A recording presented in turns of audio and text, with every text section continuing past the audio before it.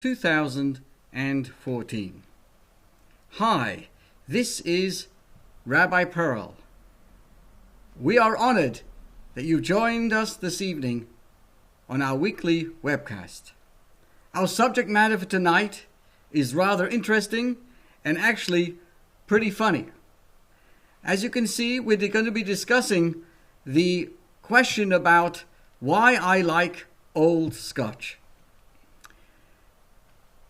On the surface, that sounds like off the wall, but stay with me. It's a pretty interesting subject. As you can see, our topics for today are: is Judaism cutting edge or old-fashioned? What would you rather have, old wine or old fish? And, dear friends, Jews have no peer pressure. Many other pressures, but no peer pressure. Stay with me to find out why. Let us begin. Are new things better than old things? Are old things better than new? Is Judaism cutting edge or old-fashioned? Are you young at heart or an old soul? Would you rather own a vintage car or the latest model? Would you rather drink aged Scotch or Beaujolais Nouveau? I hope I said that right. How about fruit? Do you prefer fresh or dried? What about fish? Sushi or lox? One of the Creator's blessings, one of Hashem's blessings for the land of Israel, is that Israel, the Holy Land, will eat old produce. Huh? Is that a blessing or a blight? Who wants old leftovers? And then the Talmud declares, all things are better when aged, except for dates, beer, and small fish. Are you puzzled? Well, so am I. Well, come, join me on a journey to the highlands of Scotland, where the Macallan the distillery can teach us a thing or two about aging grain. Let's sip on the $4,500 of this golden liquid that was distilled in 1940. You can buy Scotch for 1940. It'll cost you $4,500. Let's feast on some aged cheese and discover the fascinating relevance of this particular blessing that Hashem says Israel, the Holy Land, will eat old produce.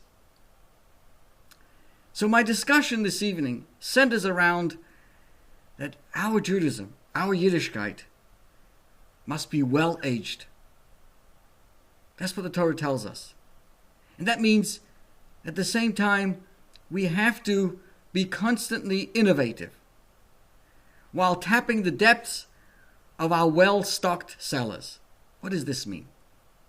Let me first begin with these questions. Is it better for things to be new or to old? Do things get better with age, or are they better when fresh and new? If things get better with age, then why do we always want to look younger, act younger, feel younger?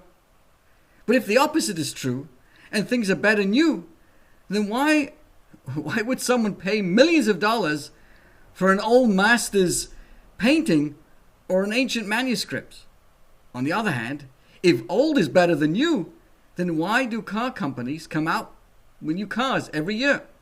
Or why does Apple release a new and improved iPhone every week? Or why do we always have to be updating our apps?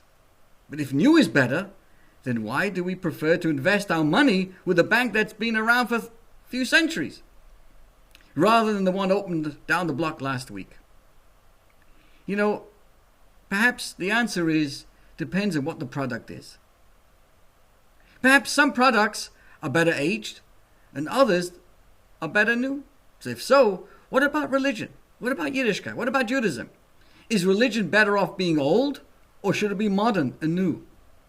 Should spirituality be cutting edge, or should it be classic, timeless, time-tested?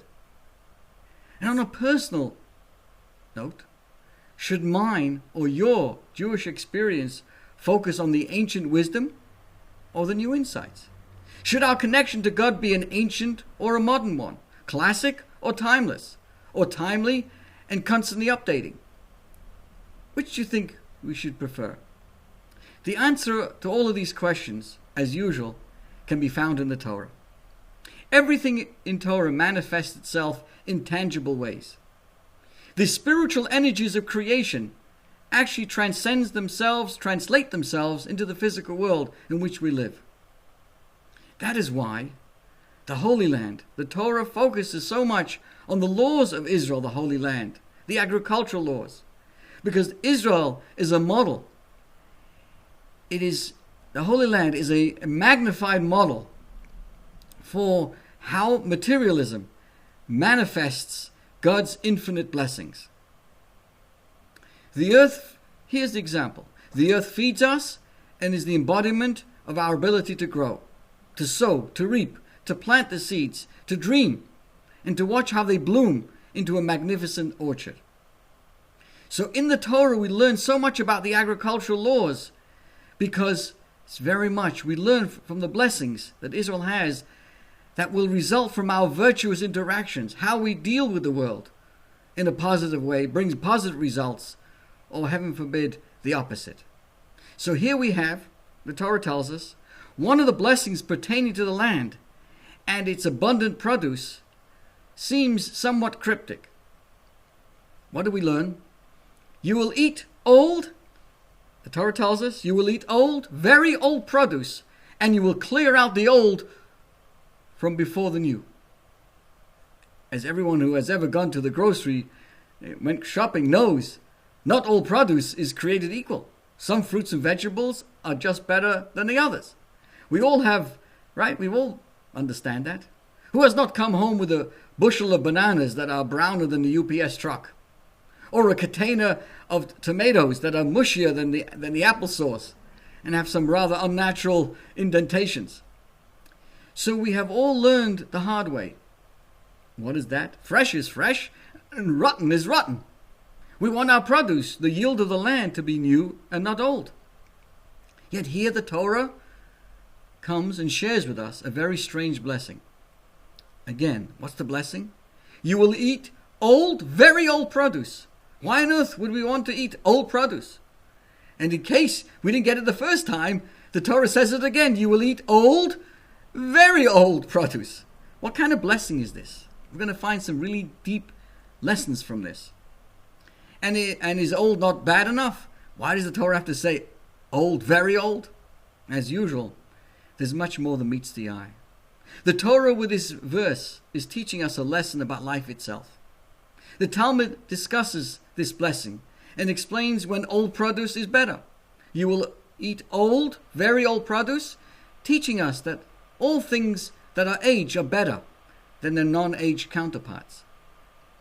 And because Torah uses a double expression, Yoshan Noshan, old, very old, this teaching us comes to tell us that the aged principle not only applies to things that are naturally better with age, such as wine or grain, but even things that are naturally worsen with age, such as various fruits. For this was the blessing of the land. Hashem was telling us, all things, even those normally things that begin to spoil, will actually not spoil, but will just get better with age. Then the Talmud hones in on the conclusion. And you will clear out the old before the new. And explains, this teaches us that the storerooms and vaults were brimming with aged produce. And the threshing floors were overflowing with new product. And the Israelites would say, how are we ever going to deal with this abundance? The aged produce is filling the cellars, and the produce is just keeping on coming. The Torah tells us this is the twofold blessing. First, your produce will age so well that you will be consuming aged product. And second, your new grain and produce will be so abundant that you will have no room for it. And what will you have to do with all the new stuff? You'll sell it, eat it, your old produce, and you'll have to eat it to make room for the new. And the Talmud concludes, all things are better when aged, save for three things: dates, beer, and small fish. What does this mean? To demonstrate how grain or grain product can change and develop with age, let's look at one of those premier single malt Scotch whiskey distillers in the world, the Macallans. You know, that's up in Moray. To my question why I like Old Scotch. The most common bottle of Macallans is their 12-year-old Scotch. That sells in the vicinity of $50 for 3/4 of a litre, about 25 ounces. The 15-year-old Macallan, just 3 years older, sells in the $90 range. The 18-year-old Macallan is close to $200. The $2,500 bottle is over $800. And the Macallan's 30-year-old Scotch, if you can find it, will set you back almost $2,000. Yes, $2,000 for some distilled grain. But wait, it gets better. Last year, Macallan bottled a limited edition called the M, a single malt whiskey contained in a hand-blown crystal decanter. This M is composed of whiskey from 7 casks, hand-selected by the Macallan's master whiskey maker, Bob Dalgarno. He put together with old whiskey a mixture that was nearly close to 75 years old. It took him 2 years of searching through the Macallan's vast cellars of over 195,000 barrels to find this just right combination.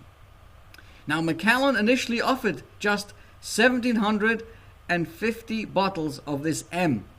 And get this. Do you know how much that bottle was, each one? The price tag for one bottle was $4,500.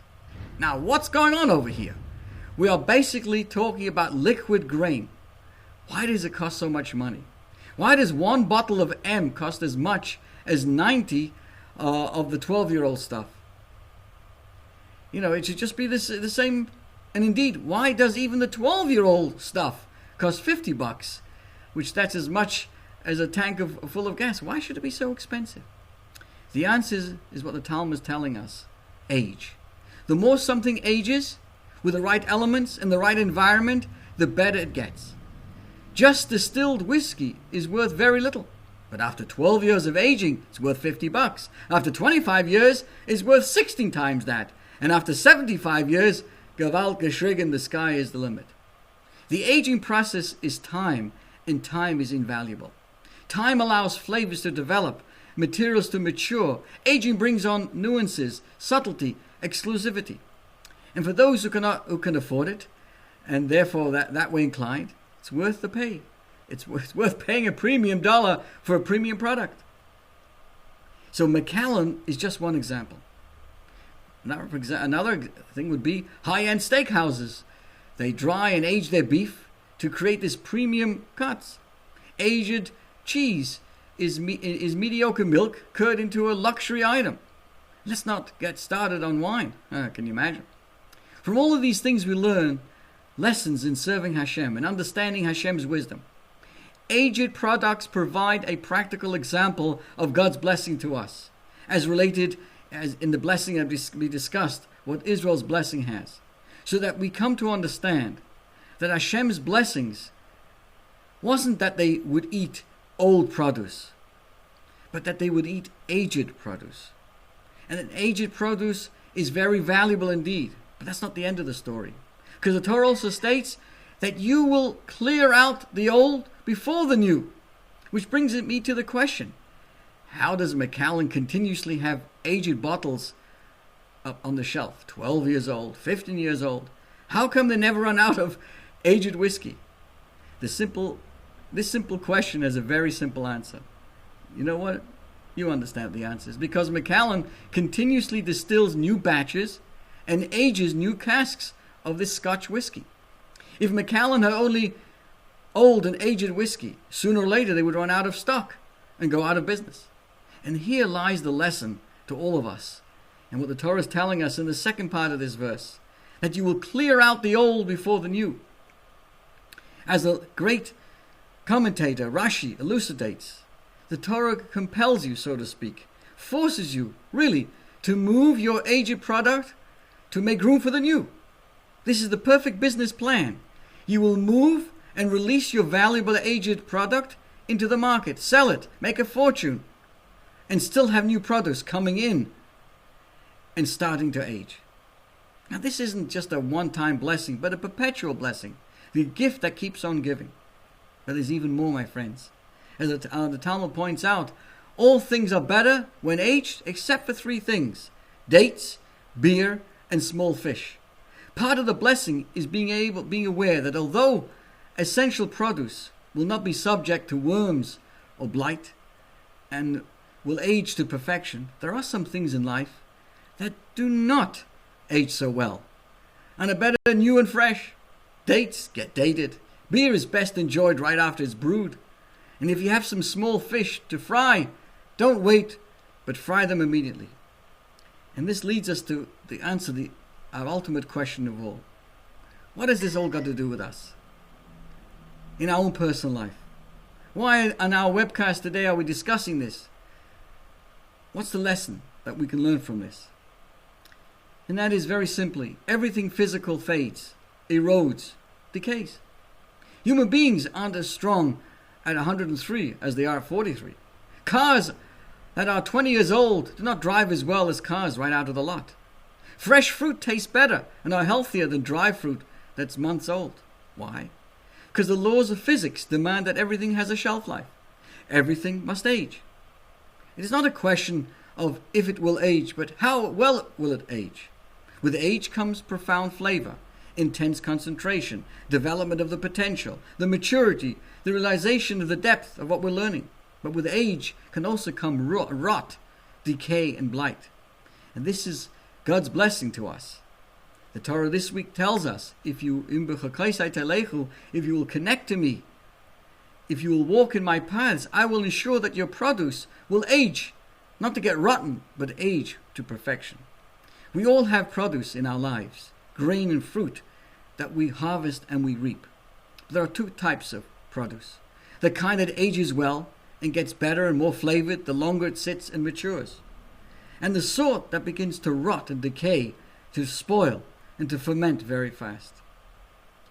The former is the produce God blesses with age and maturity. The latter are the dates, the beer, and the small fish of life. The things that are superficial, supplementary, and optional. And to put it another way, if we infuse our material life with spirituality, then the divine blessing will elevate the matter and transform it into eternity, improving it with age. But if we just simply indulge in materialism, then matter will be subject to natural state. What happens to naturally? It erodes, it gets old. So the rule is like this. The simpler and more mundane something is, the shorter its shelf life. The longer it's around, the worse it tastes and the more rotten it gets. But if we live a life with more depth, with truth, with sophistication, with holiness, there's a much longer shelf life. The longer it exists, the deeper and more delicious it becomes. And this brings us to the perfect litmus test. Let's ask ourselves the following. The longer I keep the Shabbos, or the more I give to charity, does it become more meaningful or less? The more I study Torah, does it become more profound or less? The longer I let things age, does it develop more flavor or less? Age is the difference between Manischewitz sherry wine and the greatest Bordeaux wine. Between a cheap bottle of whiskey and, of course, the most sublime Scotch. Age brings maturity, sophistication, experience, depth. Age allows for profundity, the complexity of life to develop and to grow. And this is what Hashem says. This is my blessing. Never to allow a worm of doubt to crawl, the worm of insecurity, a worm of anything, and also never to allow any blight to cause decay or rot. But aged product itself is not enough. The true sign of a well-aged brain is when it also continues to produce new and innovative ideas. And that's what the Torah is telling us. When we connect with the ancient but timeless, the mature and refined truths of eternity, Torah itself, then guess what? we will also begin to innovate and create new energy to such an extent that, as the Torah tells us, the old itself, because of the new and the innovative, will come out, and you will see the profundity that lies there. So really, my friends, Yiddishkeit, Judaism, is eternal. It's on the cutting edge. It is aged to perfection through years of refinement and maturity. It also provides us the new and innovative as well. One is dependent on the other. When we understand the aged and we appreciate the timeless flavor of our distilled spirit, our neshama, it inspires us to move forward, to innovate, and to create new and exciting experiences. And as we innovate and create the age-old depth, it shows us how we can move forward as well. So, dear friends, there's such an amazing lesson that we can learn from Macallan. Your premium product is only as good as your present-day cultivation. Again, if Macallan stopped producing it and innovating, then sooner or later the cellars would dry up and they will be out of business. And Judaism is the same way. Our foundation, of course, is ancient, and our goal is eternal. But if we stop innovating, questioning and learning and applying the ancient and timeless ways in new and timely ways, then what happens? Then our foundation might appear stale to us. If not to us, then to our children. So, as we all know with wine and whiskey, sophistication, depth, flavor are developed over time. But we also require freshness, innovation, newness. They once asked a 103-year-old woman, what's the best thing about being her age? And she replied, no peer pressure. Often you will see on the side of a truck or on a sign above a store, in business for 126 years, or making wine since 1776, or selling mattresses since the bed was invented. If Judaism had such a truck, it would say the following: since time immemorial. We don't have any peer pressure. No one has been around as long as we have. But also nothing is as innovative and new as God and the Torah. Every day it's new. We associate age with success. After all, if a business has stayed open so long without going bankrupt or closing shop, it must be doing something right. So age breeds confidence. How many people invest their hard-earned money with a bank that opened last week? Most people would rather invest their money in a bank that's been around for centuries, 400 years. What's the simple logic? If it has lasted for 200 years, what are the odds of the company going belly up tomorrow? Let's apply the same principle. Keep it in mind. The Jewish people, all of us, should inspire pure confidence in the Jewish brand. Think about this. We have been in business of the soul. We're in the business of the soul of the neshama for close to 4,000 years. Come on. Who wouldn't want a glass of such well-aged vintage? The problem is that sometimes we do not realize, or we may forget, how essential, how profound our Judaism really is. This is why we must constantly produce new grains, never to allow any drop of our eternal heritage to decay or to rot, but only to age and mature. That's why God reminds us of His blessing. You will eat old, very old produce, and you will clear out the old from before the new. May Hashem bless us, that all of our life, everything that we do in our life, may be filled with this blessing to very ripe fruition, both physically and spiritually. And dear friends, of course, we appreciate very much that you come to us every week and join us for our webcast.